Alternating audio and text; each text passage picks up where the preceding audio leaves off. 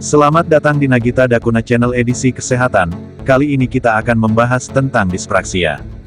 Dispraksia adalah gangguan pergerakan dan koordinasi akibat adanya kelainan pada perkembangan sistem saraf. Dispraksia merupakan kelainan bawaan, namun tidak selalu dapat terdeteksi sejak lahir. Dispraksia berbeda dengan apraksia, meskipun keduanya terdengar mirip.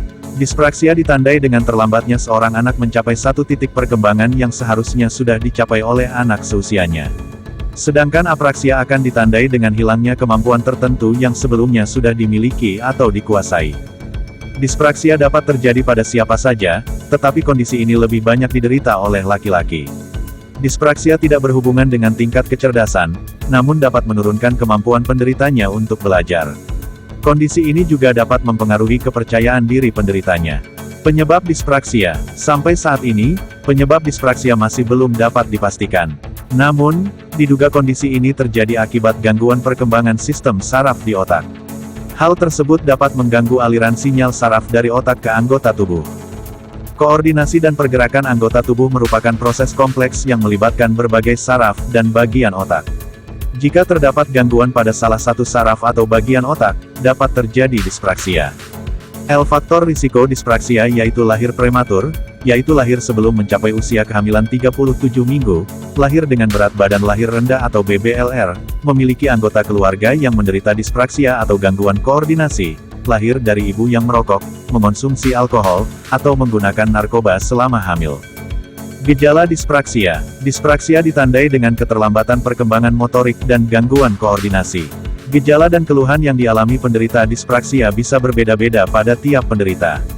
Bayi dengan dispraksia mengalami keterlambatan untuk mencapai satu titik perkembangan yang seharusnya sudah dicapai oleh bayi seusianya. Beberapa contoh gejala dispraksia yang bisa terlihat pada bayi adalah terlambat duduk, merangkak, berdiri, atau berjalan, mengalami kesulitan untuk melakukan gerakan yang membutuhkan koordinasi, seperti menyusun balok atau menggapai benda. Pada usia sekolah, anak yang mengalami dispraksia seringkali tidak mampu menyelesaikan tugas sekolah, tampak malas, dan ceroboh.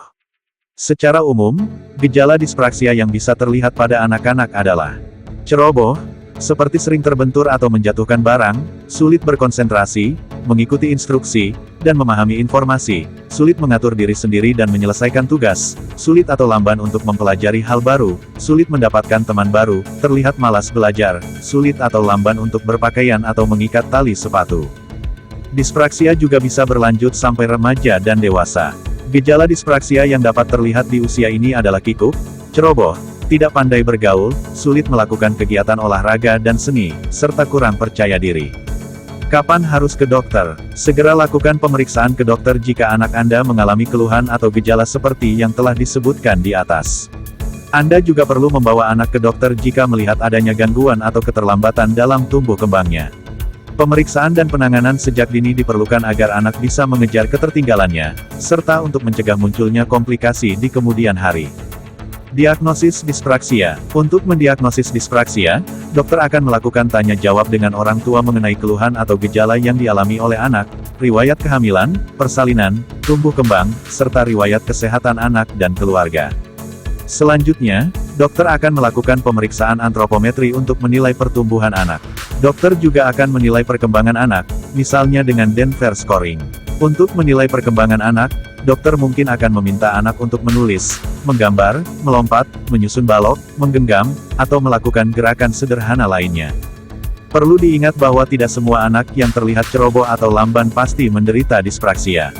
Seorang anak dikatakan mengalami dispraksia bila ia memiliki kemampuan gerak dan koordinasi yang jauh di bawah rata-rata anak seusianya, dan keterlambatan ini menyebabkan gangguan pada aktivitasnya. Diagnosis dapat mengarah pada dispraksia jika gejala-gejala di atas muncul sejak masa kanak-kanak dan tidak terdeteksi adanya kondisi lain yang menyebabkan timbulnya gejala tersebut. Pengobatan dispraksia. Sampai saat ini, belum ada pengobatan yang bisa menyembuhkan dispraksia. Pada beberapa penderita dispraksia, terutama yang gejalanya ringan, gangguan ini bisa membaik seiring pertambahan usia. Dokter akan menganjurkan orang tua dan keluarga untuk rutin memberikan stimulasi kepada anak dengan dispraksia. Orang-orang yang ada di sekitar anak, termasuk guru dan pengasuh, juga perlu diberitahu dan diberikan pengertian mengenai kondisi ini. Tujuannya adalah untuk mencegah stigma atau anggapan buruk yang dapat memperparah kondisi anak. Dukungan dari orang tua dan orang-orang sekitar sangat penting untuk membantu anak dengan dispraksia mengejar keterlambatan dan mengatasi hambatan yang dialaminya. Selain itu, ada beberapa terapi yang bisa diberikan oleh dokter untuk membantu penderita dispraksia, yaitu terapi okupasi, untuk mengajarkan cara-cara yang praktis dalam melakukan rutinitas sehari-hari, fisioterapi atau terapi fisik, untuk meningkatkan kemampuan motorik, kognitif behavioral terapi atau CBT, untuk mengubah pola pikir penderita terhadap keterbatasannya, sehingga perilaku dan perasaan penderita menjadi lebih baik. Komplikasi dispraksia, keterlambatan perkembangan dan gangguan koordinasi yang tidak ditangani dengan baik bisa menyebabkan penderita dispraksia mengalami beberapa kondisi berikut yaitu sulit untuk bersosialisasi, mengalami perundungan, menderita gangguan perilaku, tidak percaya diri. Sementara pada usia dewasa, dispraksia dapat menyebabkan penderitanya memiliki emosi yang meledak-ledak, fobia, atau perilaku obsesif-kompulsif. Selain itu, ada juga beberapa kondisi yang sering dikaitkan atau muncul bersamaan dengan dispraksia, yaitu ADHD, disleksia, autisme, atau apraksia bahasa. Pencegahan dispraksia, karena penyebab dispraksia belum diketahui, belum ada cara yang pasti untuk mencegah kondisi ini.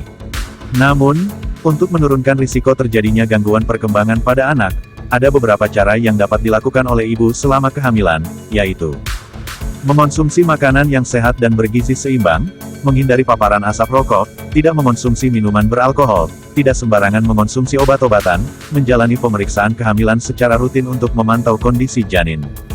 Salam sehat, sampai jumpa di video selanjutnya. Terima kasih.